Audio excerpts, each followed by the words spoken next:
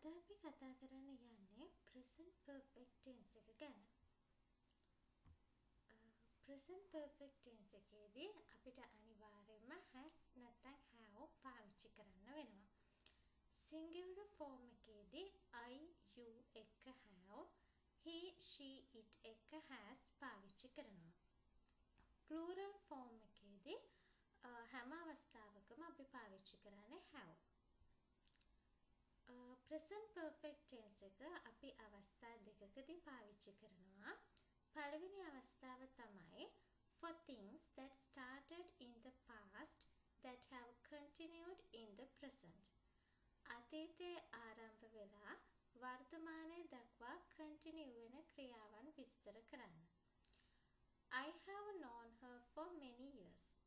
මම අවුරුදු ගණනාවක ඉඳලා ඇයව දන්නවා.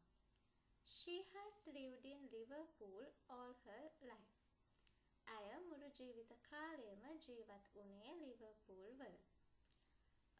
present perfect tense එක use කරන අනිත් අවස්ථාව තමයි for things that happened in the past but it is not important when they happen. අතීතයේදී සිදුවුණු නමුත් කවදද සිදුවුනේ කියන එක වැදගත් නොවන ක්‍රියාවන් විස්තර කරන්න. I've seen that film before. මම ෆිල්ම් එක කලින් බලලා තියෙනවා. He has written 3 books and he is working on another one. ඔහු පොත් 3ක් රචනා කරලා තියෙනවා සහ ඔහු තවත් පොතක වැඩ කරමින් ඉන්නවා.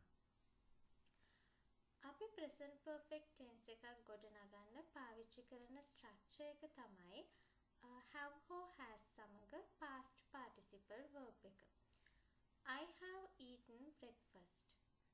මම උදෑසන ආහාරය අරගෙන ඉන්නේ. She has finished her homework. ඇය ඇයගේ ගෙදර වැඩ ඉවර කරලයි ඉන්නේ.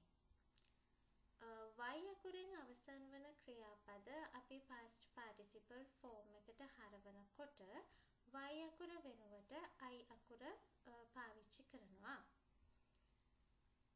question form එකේදී පුරුදු ස්ට්‍රක්චර් එකමයි වාක්‍ය question form එකට හැරවීමක් විතරයි සිද්ධ වෙන්නේ. Have you ever been to Paris? ඔබ පැරිස් වලට ගිහින් තියනවාද? Has she met your parents? ඇය ඔබේ දෙමව්පියන් මුණ ගැහිලා තියනවාද? negations වලදී සුපුරුදු ස්ට්‍රක්චර් එකමයි have හරි has හරි වලට පස්සේ අපි not එකතු කරනවා.